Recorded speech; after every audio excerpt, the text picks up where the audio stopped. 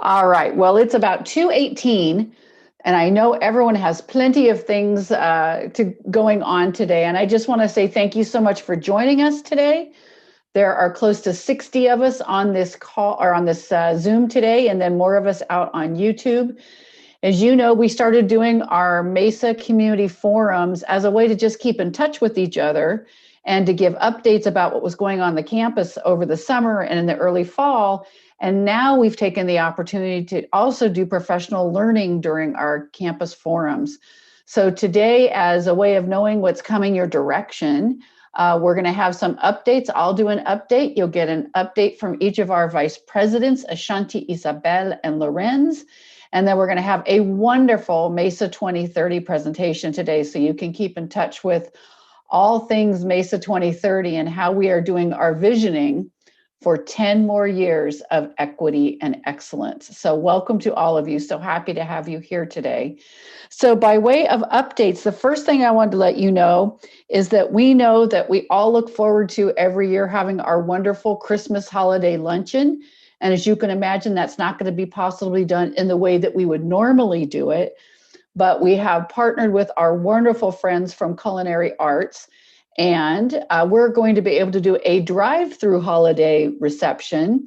So what we're going to do, and we'll do a save the date, you'll get that either later this week or first part of next week, but save the date for December the 2nd, be approximately between 12 and 2. And our wonderful culinary arts students are going to warm our hearts through giving us a beautiful soup and some homemade bread. And we're going to have a little Mesa swag that we're going to give out. We're going to have music. We're going to have some drive-through fun activities. You know how we usually have a receiving line, so we'll have people there to say hi. So we're really excited about being able to do this, and I think it's going to be really fun. So mark your calendars, December the 2nd. It's 12 to 2 from 12 to 2. So should be easy to remember, but we are excited because it's going to be fun. Yeah, Donnelly, you can just drive through with, the fam right there with you. So it's going to be really fun to be able to do that together. The other update I wanted to give was that, as you know, our president's cabinet is working, moving forward, and we're looking at how we can create some principles of our community together. And so what we'll be doing as a part of our president's cabinet work is two things. One, I've asked our constituent leadership to provide the names of a few people who'd be willing to serve on a task force that would come together and make recommendations to us around the kind of professional learning that we can do, and also creating a statement that would be our principles of community around how we work with one another and how we create agency for each of us individually in those moments where we need to be able to speak up and speak out and create this community that we want to be in. And so that will be coming forward. The first opportunity we're going to have for professional learning is through our partners at the National Conflict Resolution Center. You might recall, if those of you who are on President's Cabinet, that we did have someone from NCRC facilitate with us, but they have offered to offer for us a training called the Bystander Challenge. And I think that will provide us an opportunity to be able to work together. So we'll be offering several sets of those, and one will actually be specifically for students. So we'll be figuring out how we can identify those students. So I thank you to the faculty, classified professionals, administrators, and students that are going to step forward and guide this work. Particularly thank you to our wonderful Janae Johnson and Claudia Perkins, as our EEO and as a professional learning coordinator, will be providing their expertise and how we walk through this together. So I thank them for that ahead of time. With that, I know there will be other announcements, but with that, I am going to turn this over to Dr. Ashanti Hans for an update on all things student services and other things in the realm. Well, thank you very much, Pam. Always excited to be in any space and share the good news about student services and the things that we're doing to help create the conditions that matter for our students to succeed. And so I first just want to start off with a few thank yous. One of them has to do with thanking EOPS, in particular for all of the work that they did with helping us to prepare for our Undocumented Student Action Week. Including the Dreams We Fight For, which was a collaboration of our Borderless Scholars programs throughout the district. So there were a lot of incredible activities. We know that Pam participated in a wonderful statewide activity. And so we thank you all for the work that you did, and thank everyone for joining us in acknowledging, celebrating, and learning how to advocate for our undocumented students. Also want to thank Student Affairs and all of the work that they are doing with the Your Voice, Your Vote campaign.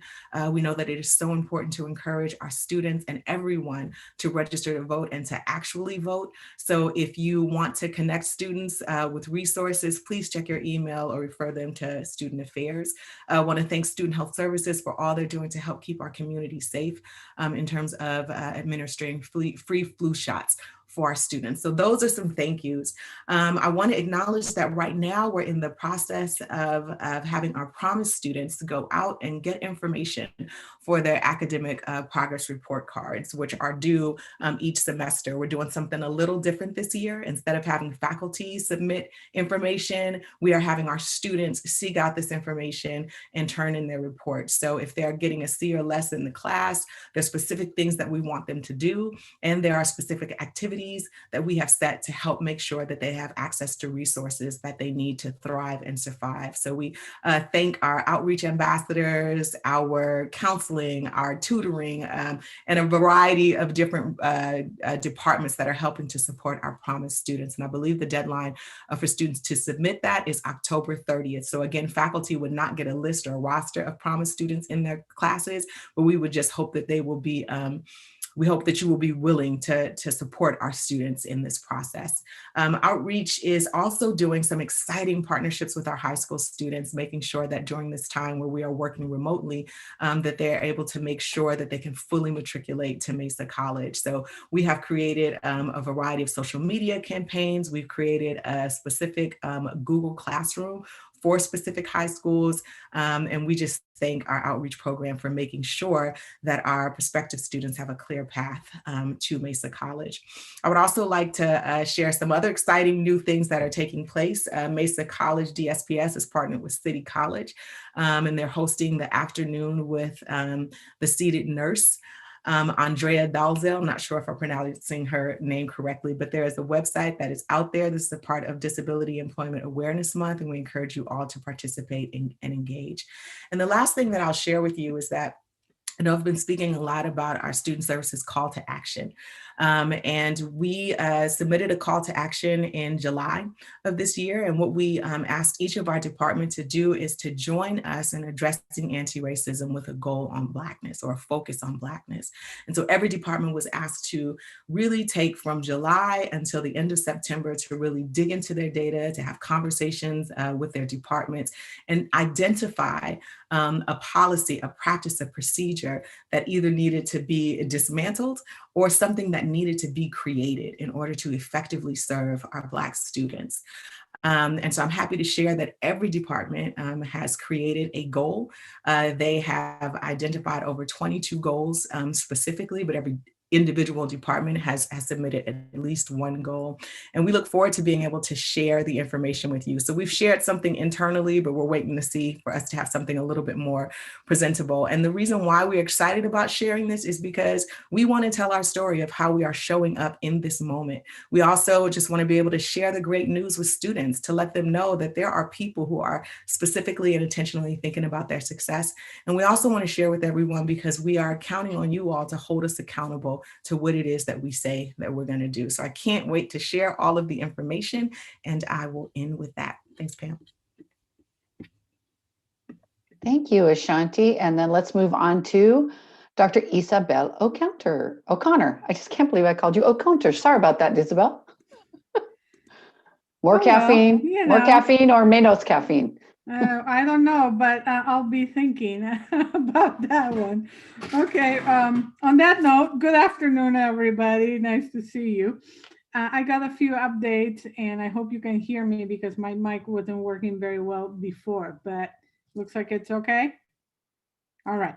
So I'm going to start with just letting you know that our intercession and spring schedule is now available for students to visit and get acquainted with. Once again, thank you so much for the beyond excellent work of chairs and deans and with very tough parameters. We did it. We did the best schedule we could, and we're looking forward to making sure students take advantage of it. Registration by appointment will start on November 12th. And of course, in the world of instruction, we're always doing scheduling and enrolling, and we're always rolling. Well, we're already discussing with the district about the roll forward of just a minute, summer and fall 2021 schedule. So we're going to get the roll forward soon, and we're going to come up with our own internal calendar for schedule development and production. So I'll be sharing that very, very soon. Speaking of chairs and the great collaboration, and I once again appreciate Terry Kohlenberg attending Dean's Council because it's really a great way to communicate. I'm looking forward to tomorrow's visit to the chairs meeting alongside all the deans. We already developed a joint agenda. Looking forward to a lot of discussion about enrollment management. We had a really great one this morning in Dean's Council. I compared it to una madeja de lana, like a yarn thing where you start pulling, you really continue pulling and developing all the complex aspects of enrollment management and leading to some really good work. So I'm looking forward to that conversation tomorrow. I'm also looking forward to the preview by Natalia Alarcon, the researcher at the district, of the dashboard. Several of us have been working really hard, and you know me, I've been offering ample suggestions because this makes me very excited.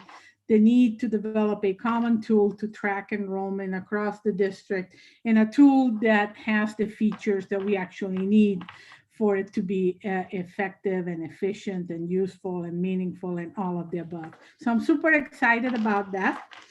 Just to let you know, we continue to have discussions about athletics, and it's not as simple as, yes, we're going to have sports. No, we're not going to have sports. We're really preparing for a wide plethora, variety of options, and I really appreciate the great leadership by Ryan, his chairs, Jacqueline, Matt, Lorenz, everybody who joins us on this complex journey. We'll get there, and the important thing is we'll be prepared for whatever this brings. What else is cooking since it's cooking day? Well, what else is cooking is a lot of really good partnerships. One that I'm really excited about.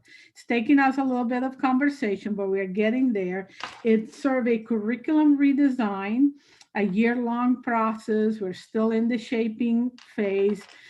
To look at our curriculum, to look at how we incorporate, what textbooks, how do we incorporate culture, race, ethnicity.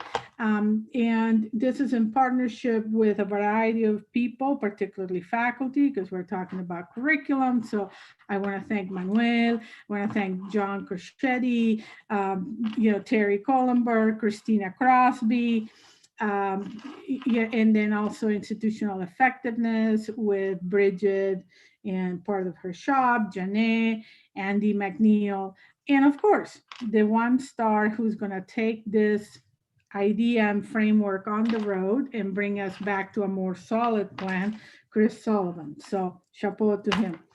This morning, I was also very excited because we're talking about other opportunities, developing a Chairs Academy. We haven't done one in a while, so we were looking at the list of topics, so some really good stuff. And then some great projects coming down the pipe that we are interested in applying for, some strong workforce regional funding to build more bridges with continuing ed, to develop some certificates in emerging sectors and where we have indications that there is need for more labor force, and especially from underrepresented populations. So all that is cooking. And speaking of pathways, in 2 weeks, it will be Pathways time or turn to put on the forum. So we're working on that. MPC is, putting all that together. And of course, the bar is really high, so we're sweating a bit, but we'll get there. And the last thing I want to say is thanks to Howard. He was the one who said, hey, remember there's the self-assessment, and we know there is a self-assessment. All we know from the Chancellor's office is that it's going to use the same format, and it's due March 1st. So we are building a calendar to get input from the work groups, and then to make sure that the self-assessment does all the shared governance tour that we need and input that we need to collect before it goes to PCAP. So we'll be developing that calendar, and the tri-coordinators will be contacting you. And that's all I gotta say. What was my last name, Pam? O'Counter. Okay, thank you. Signing off, thanks.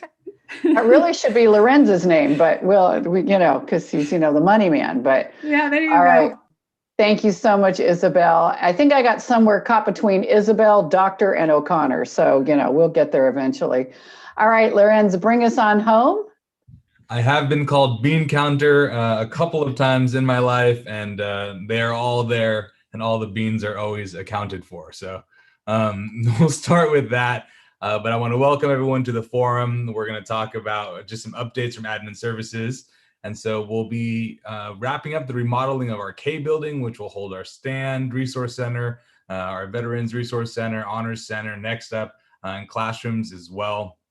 We're going to be bringing together back the reopening group this week to hear some of the lessons learned from the people that have been on campus currently. As you recall, we have some courses on campus, and some staff are on campus, are deemed essential, even though the campus in itself are closed.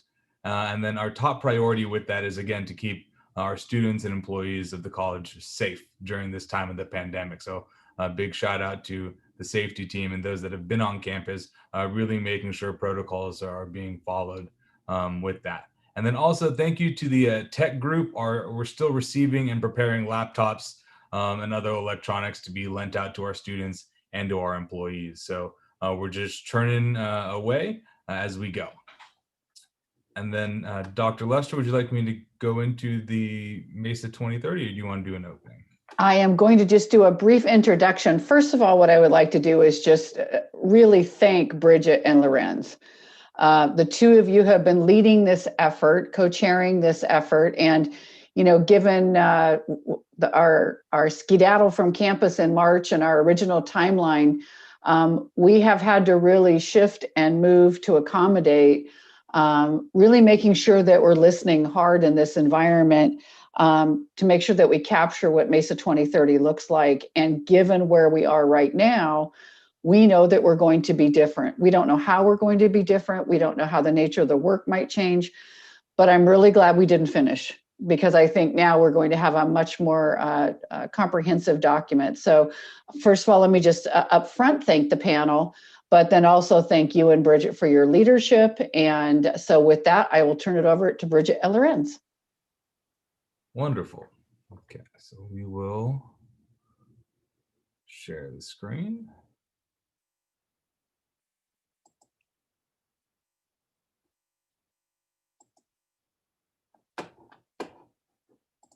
So again, welcome everyone. I'm excited to present or kick off the presentation of our college-wide Mesa 2030, the Educational and Facilities Master Plan. Dr. Herron will be talking about kind of the purpose of it moving forward. And I'm excited again to have our presenters. And if you can, before you present your section, if you don't mind introducing yourself for those that may not know you. So I guess I'll start. I'm Lorenze Legaspi. I'm the Vice President of Administrative Services and one of the co-chairs for our Educational and Facilities Master Plan, which we call Mesa 2030. And our tagline is visioning 10 more years as a leading college of equity and excellence.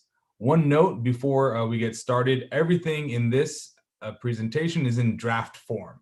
And so this is a point in time where we wanted to share with the community, to share with you what we've been up to in Mesa 2030, our task force. As you recalled, we've shared updates in other venues across since we started about a year and a half ago. And so everything here is in draft form, and we'll have opportunities for input today, as well as through your representatives on the task force. Dr. Heron. Hi, everyone. Dr. Heron here. I am the Acting Dean of Institutional Effectiveness here at Mesa College, and I've had the absolute pleasure of co-chairing the Mesa 2030 Task Force with Lorenze. This has been an amazing journey so far, and we have gone through so many really informative processes even up to this point. Expanding the task force, engaging in joint president's cabinet meetings, really visioning what we want this plan to look like, and masonize it in a way that it really reflects and represents where we are now and where we'd like to be in 10 years. So I want to start by just giving you an overview of the purpose of the task force, and the purpose of the document itself. So the document, the Mesa 2030 document, is to chart the long-term course of the college towards its mission, which has a focus on student access, equity, and success. We hope that the process is designed in such a way, and we've tried to be intentional to design it in such a way that it is engaging all constituency groups around campus in dialogue about the future, being very vision-oriented and dream-oriented, identifying current and future challenges and opportunities across all aspects of the college, instructional, student services, facilities, and so on.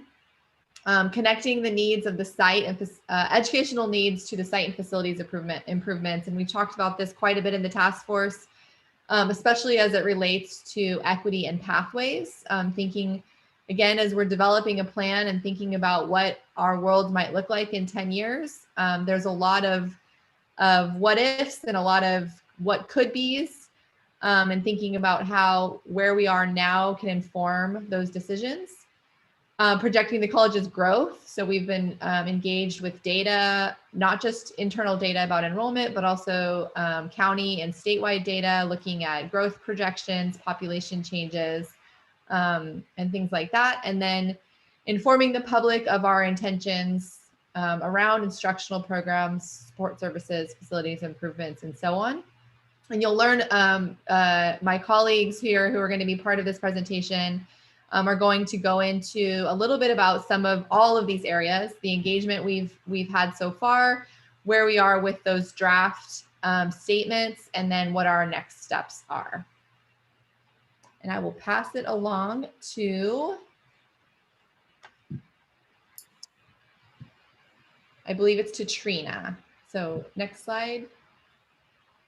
Yeah, thank you. Hi, everyone. I'm here representing classified professionals, and I also assist VP Ashanti Hands. So when we began this process, the task force and the campus community at various venues were asked to imagine the completed 2020 iteration of this guiding work. When thinking first about the process of creating this long-term plan and then the resulting plan, we considered the qualities most important to the success of each. Next slide. You can scooch along. Thank you. Here are the themes that emerged. First, it was clear that the process should be centered on who we are as a community and the knowledge we each bring as individuals. So a successful process would then be collaborative, inclusive, include a lot of voices, value the unique insights of individuals, and also encourage consensus. In developing a map for the next 10 years, our Mesa 2030, a successful process would be comprehensive, intentional, meaningful, and student-driven. And last, the process would be human-centered and interconnected. It would be enjoyable, mindful, clarifying, empowering, and it would work to break down silos. The resulting plan would be infused with equity. It would have equity written all over it. It would be grounded in what we know, and so would be responsive and validating, authentic, attainable, and realistic.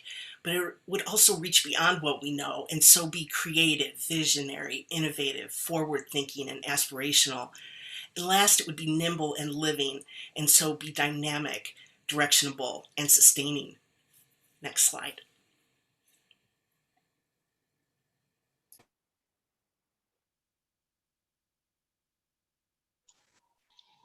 Good afternoon, everyone. I'm Howard Eskew. I am business and accounting faculty and also have the privilege of serving as one of the tri-coordinators for Mesa Pathways. So the next thing we were trying to do as we started this process was to engage the campus. Next slide, please. In December of last year, we invited our Mesa campus community to come together and share their thoughts and experiences.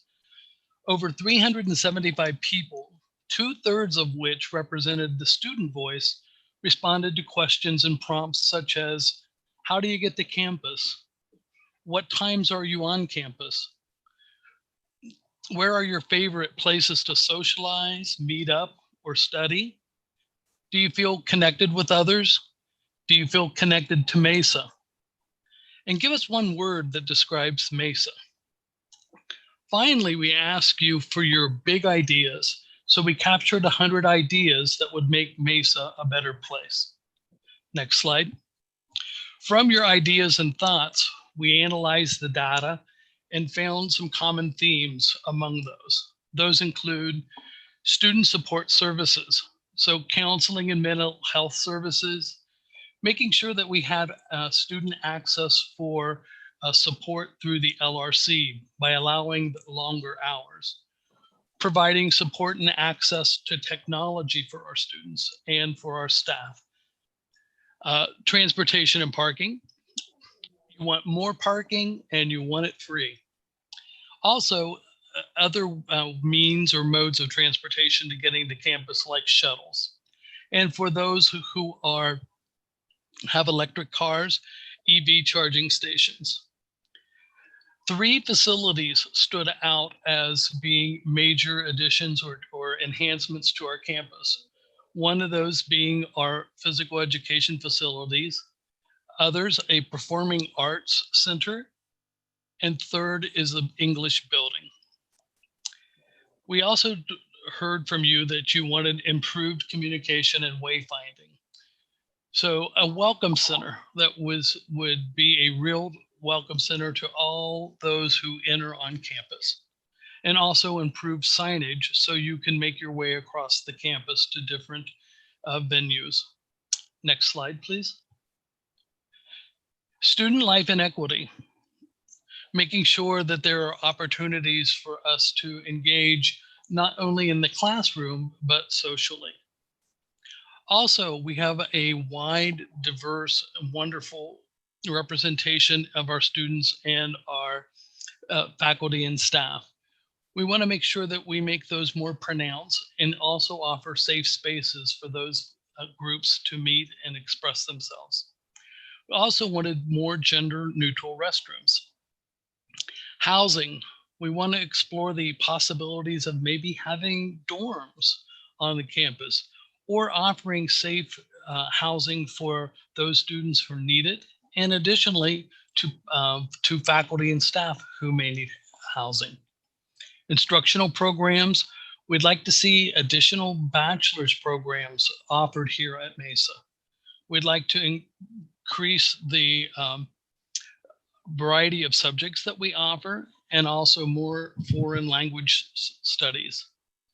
And the final theme was sustainability, adding more hydration stations, eliminating single-use containers, and integrating with purchasing and curriculum. And I'd like to pass it on to Michael.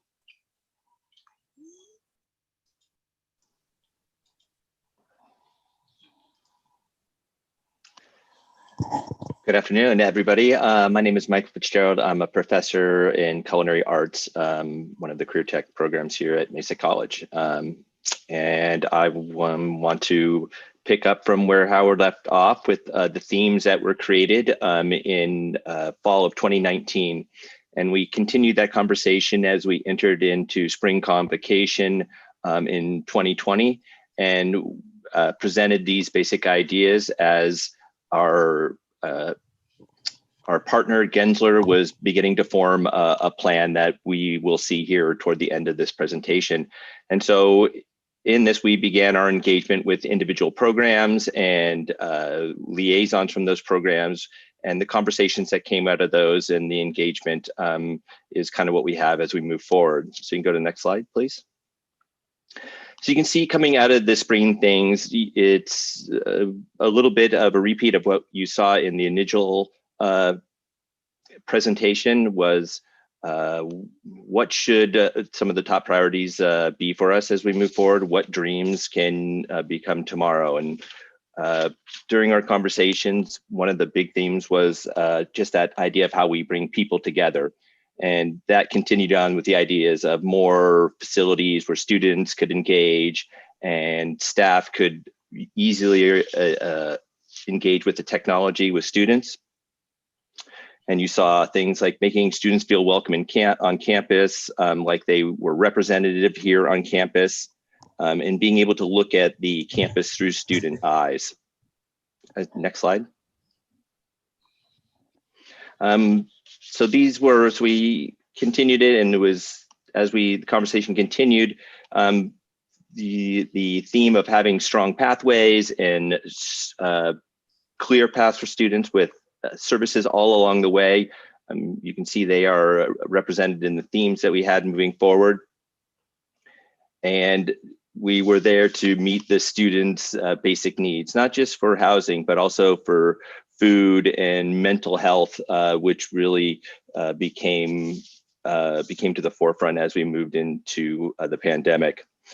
And also in this group, we had the ideas of connecting students with through work-based learning, where we scaffold small certificates together so students could have success as with previous work experience.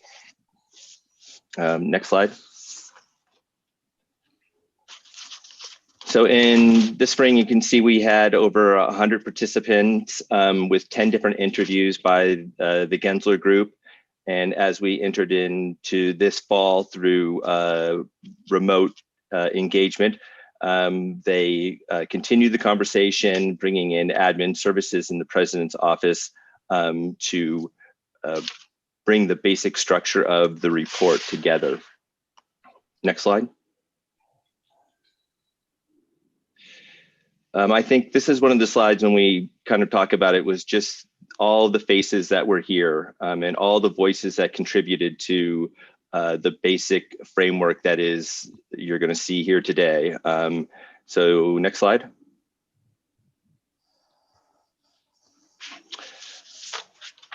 So a few more things out of the department was the need to meet students where they are. This was for technology. Once again, that representation of students on campus, a place for a safe space. I think we use in some of our pathways discussions where students can exchange ideas and feel comfortable, and just general equity for the technology and the ability to access it. Next slide.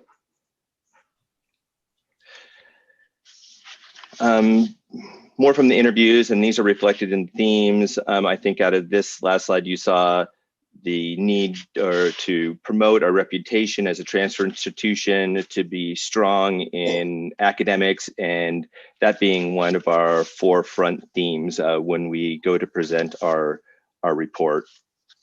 Next slide.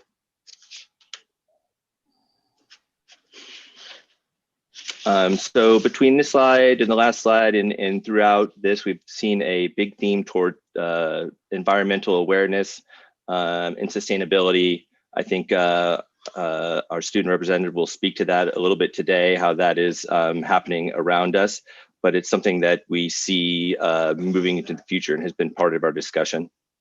Next slide. From the fall 2019, from the spring 2020 and fall 2020 discussions between departments and committee and all the constituency groups, this is the basic outline of the report, starting with just an introduction of the college, focusing on Mesa College itself and the way the campus looks today. You'll see this space analysis as we move forward in the presentation of what we have and what the vision of the future possibly could look like. So this is the basic outline of the report based on all of the input that we've received so far. And next slide. And so from that, this is the framework for the long-term planning goals with all the constituency groups contributing to the report. Next slide. With the Mesa 2030 goals being in this center, you can see all of the input from the groups that we've had so far, from program review to community surveys, all the input from the people that have been part of this discussion in departments and conditions in buildings, and just the overall educational vision as we move forward. Next slide. And from that, they have created a framework of goals that we will be continuing our conversation on, with equity and excellence being the broad arching ideals, with completion, pathway and partnerships, community, and stewardship, which we will go into during this presentation as we move forward. Next slide, I think I'm passing it on to Trina, or Natalia. Natalia. Greetings and salutations. My name is Natalia Trin. I'm currently a freshman majoring in neurobiology, apologies. And I'm the student representative of Mesa's 2030 task force, as well as a member of the president's cabinet in Associated Student Government, also known as AS. And so as you can see here, these are the 4 goals that we have drafted so far. Next slide, please. And our first goal is completion, basically making sure that students are in the services that they need that can help them in order to be successful.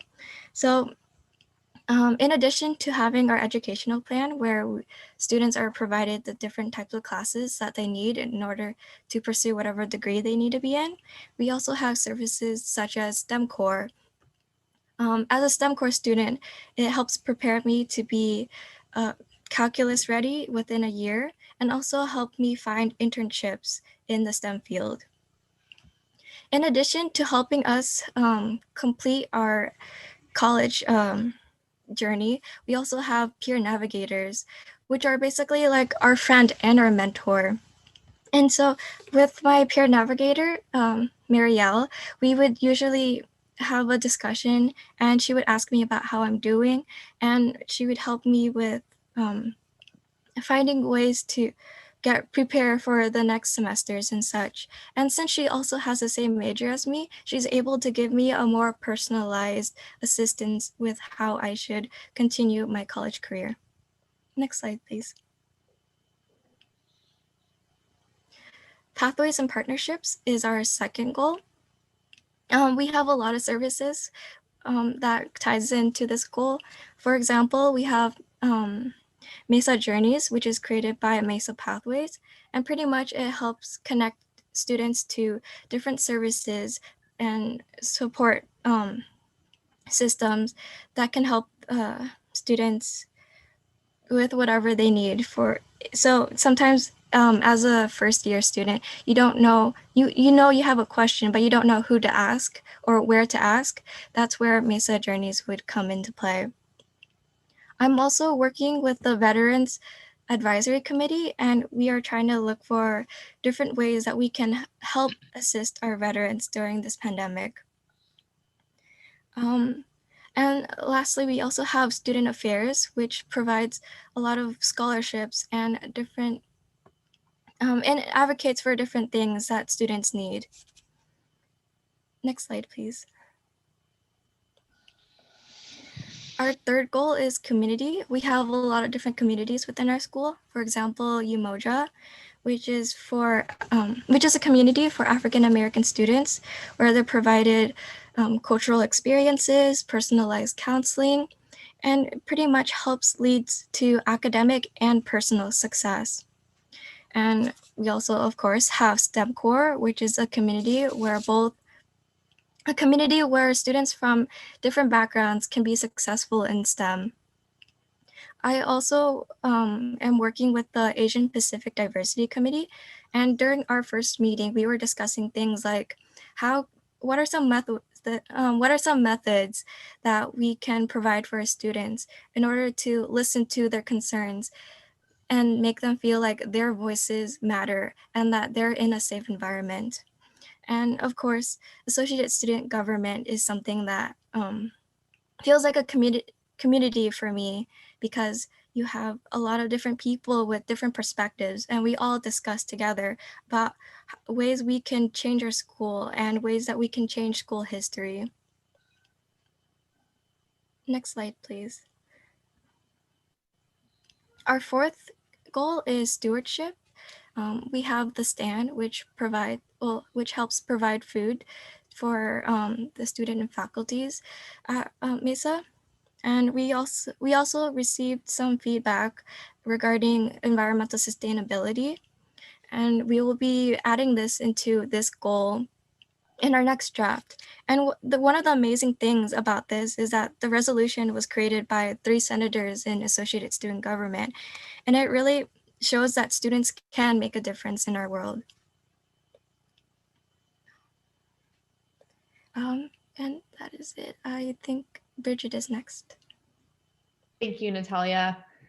Yeah, and so the next step after those original 4 draft goals made their way into the task force was to look at some of our other planning processes to make sure that that what we're presenting as a way forward aligns with vision that other groups that we work with. So we looked at our previous strategic plan to see if we're aligning with sort of the direction that we came from. As Trina mentioned, we want to consider not only our way forward, but also what we know to be true now. So we did look at our previous strategic plan. Next slide. We also looked at the larger system-wide goals, right? So the Vision for Success lays out some clear goals for the California Community College system. And we want to make sure that we're aligning in the direction that the system has identified as its major goals. And you can see we are, in fact, aligning. And then the next slide, we also looked at the district's strategic plan. And the district strategic plan, it should be noted, is also in the process of being sort of redesigned. And as is per usual, Mesa's sort of leading the way on this front, as we're a little bit ahead of our sister colleges in our process for developing our master plan, both educational and facilities. So it's been really informative to be part of those conversations at the district level as well. And next slide. And now I'm going to pass it back to Howard, who will talk about where we went from those 4 original goals. Thanks, Bridget. So as a result of some conversations through our department and program interviews, as well as some conversations in task force, the 2030 task force, we decided to look at an additional goal, and that goal was scholarship. So I'm going to read the goal to you. It's Mesa College will maintain and expand strategies for innovative and high quality teaching learning with the priority of those practices that create parity across racial, ethnic groups and all disproportionately impacted groups. So we are making sure that we are continuing to get your input and feedback on this. So with the addition of this, next slide, please. You'll see that underneath our meta goal, we have now 5 goals: completion, community, pathways and partnerships, stewardship, and scholarships. And here we want to take a brief pause and take a poll on some things. So yeah, thank you, Howard. So what we're going to do now is Carla just dropped a bit.ly link in the chat window. So for those of you on YouTube, you can also go into the link. It's bit.ly/Mesa 2030 forum, capital M for Mesa, capital F for forum, bit.ly/Mesa 2030 forum. And we're looking to get feedback around this structure of the 5 goals, as well as the addition of the new scholarship goal, our effectiveness at embedding equity and excellence into those goals. And finally, just a brief sort of question around the language of the goals. So we're going to take a quick pause here to allow people to access that form and complete those questions.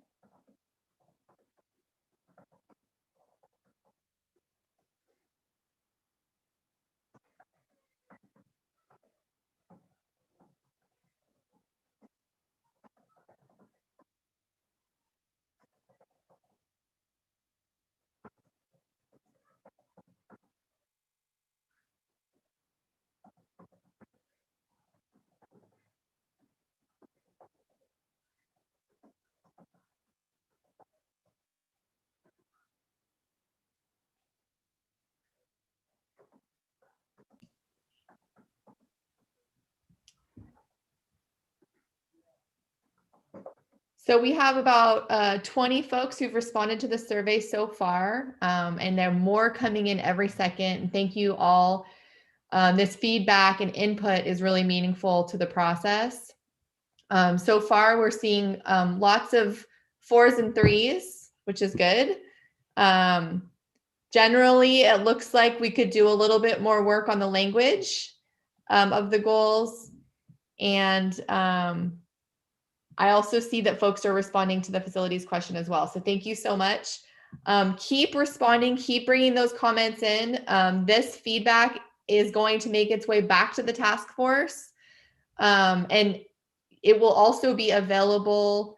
I'll leave this survey up through the end of the week, and we'll take this feedback to the task force at our next meeting. And from here, I believe we are passing it along to Lorenze. Is that correct? That is correct. Perfect. Thank you, Bridget. So moving forward, as we've discussed our goals and we've had our interviews and our meta goal of equity and excellence. So then the next step of the educational and master planning process is the facilities space analysis. And so this is our time to taking what we've learned, again, from the educational piece of it and from the departmental interviews. Now we can dream about what our facilities, what would we need to do to our facilities moving forward to best support our students. And so with that, we'll start by first understanding our existing campus. The task force has also looked at capacity load ratios, which are technical terms for how do we use and how efficiently do we use our classrooms and our labs, and what spaces overall do we have on campus. And so if you are interested in that, let me know, or see your Mesa 2030 task force representative, because again, we could spend an entire presentation just on cap load ratios. So as we look at our campus, how we're using it now, or what it looks like now, it's important to start with the development history of what the college looked like. And you can see from the 1960s all the way to the 2010s, different colors of the buildings, some original, as you can see in the A's and B's and K's and L's in the gym. And then in the 60s, also P1, and then all the way till now to the 2010s for BT and fine arts buildings are our newest ones. And so as we first acknowledge what our campus looks like now and the quality and the age of the buildings, then we can go on to, again, the developmental history and take a look at, these are the zones. As I mentioned, there's an analysis of one, the age, and also what condition they are in. And so obviously we know that English Village and the P buildings too, though they aren't maybe the oldest buildings on campus, they're definitely in need of some a renovation, or for us to consider new buildings in those areas.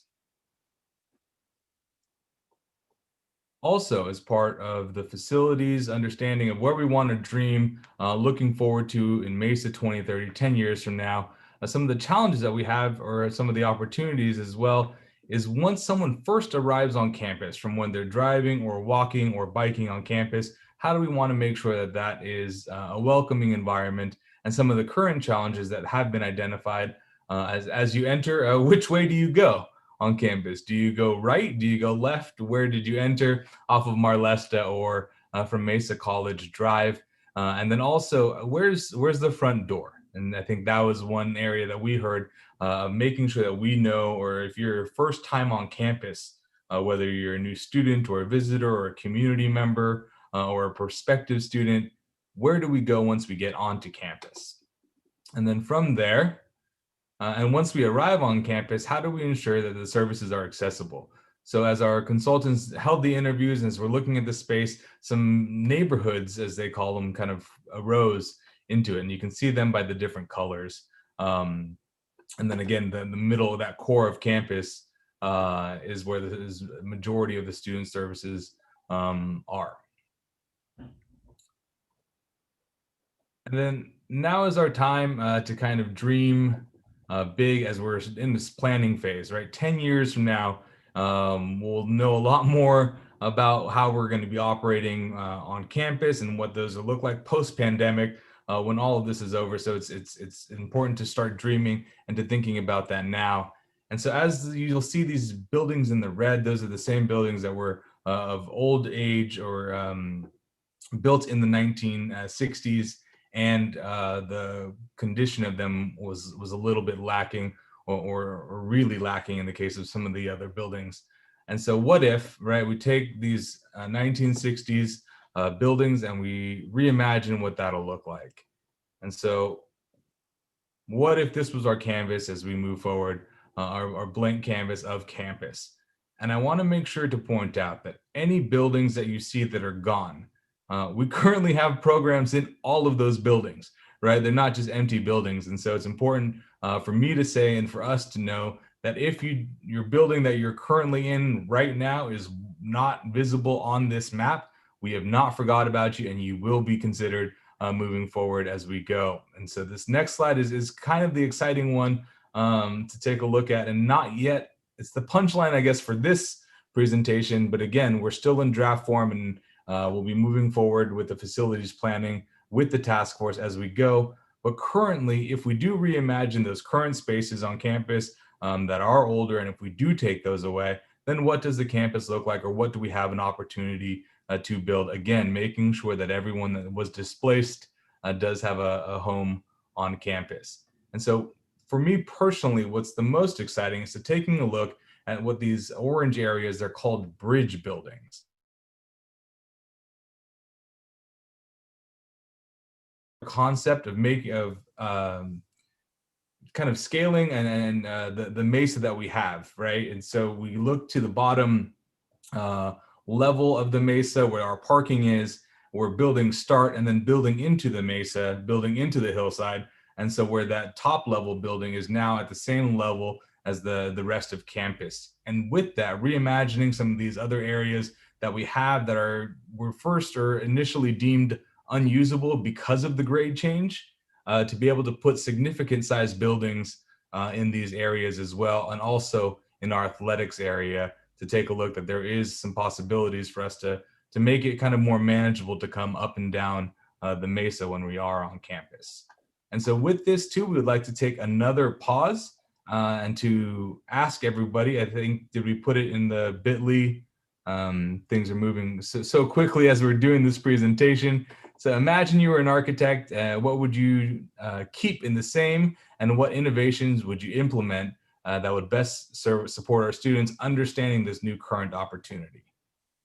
And we did not add that to the bit.ly link, so we can have people enter those responses into the chat. Wonderful. Natalia, do you mind copy and pasting that into the chat as I'm sharing my screen?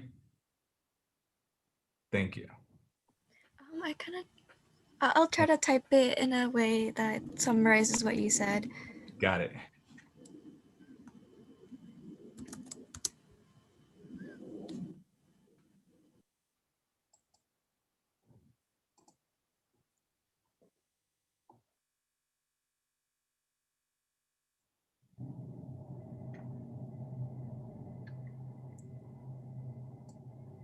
And then we'll make sure to capture the chat. Thank you, Suzanne.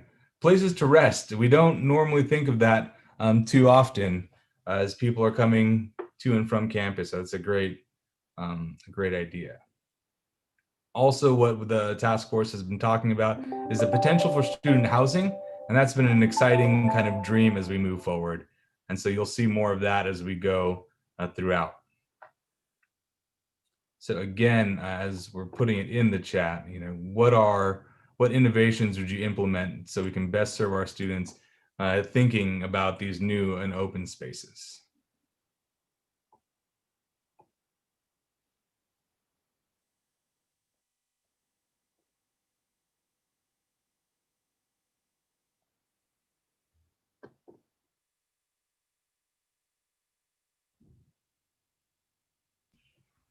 Thank you, Natalia, for putting it in the chat, and we'll give a couple more minutes.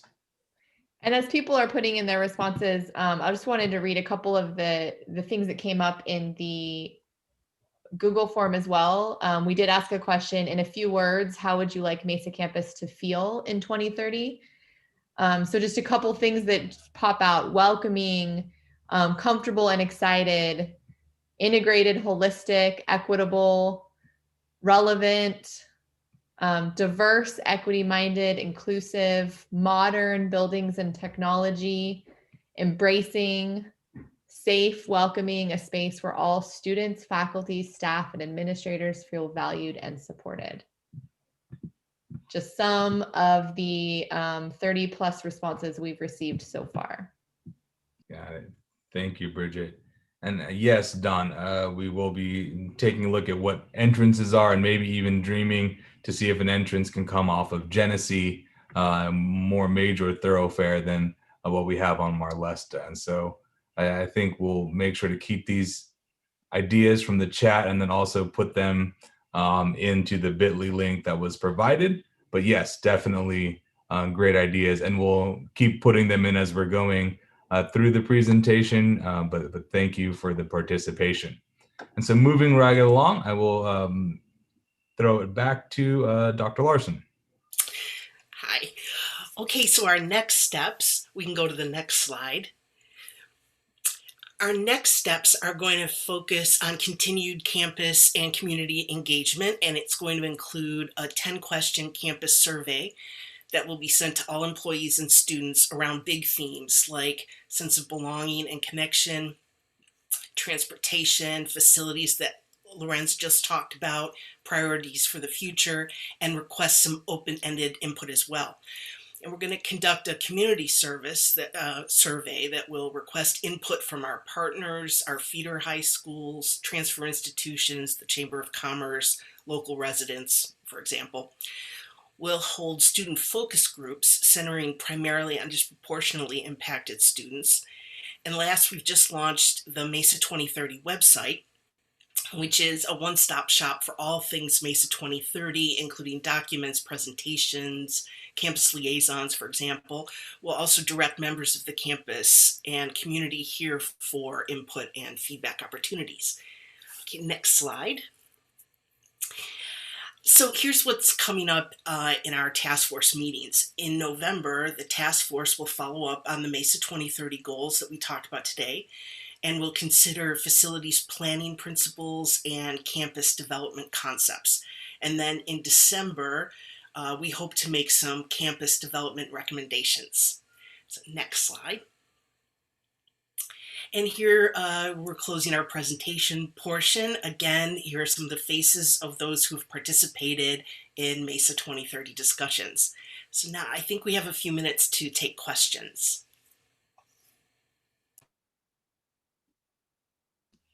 Yeah, at this point, we have just around 10 minutes. So if you have questions for the panelists, you can feel free to put those in the Q&A. I think the Q&A is probably a better place because the chat is quickly scrolling with lots of other comments. So if you want something to be answered, we can move over to the Q&A. And Carla will jump in if any questions come up that the panelists can answer.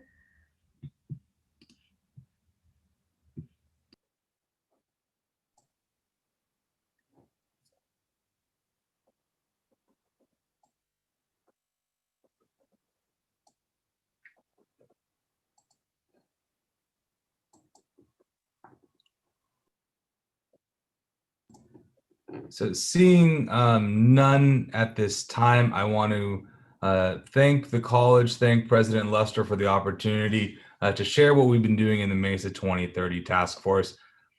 I've mentioned this a number of times, but I'm going to do it again. I want to thank the college for being able to see the forest through the trees. We are in these unprecedented times of COVID, and to be able to understand that we have needs right now and what's in front of us, but then also be asked to dream what does 10 years look like from now is no small feat. And so I'm again thankful for the entire task force to be able, and all the participants to be able to hold both spaces at the same time.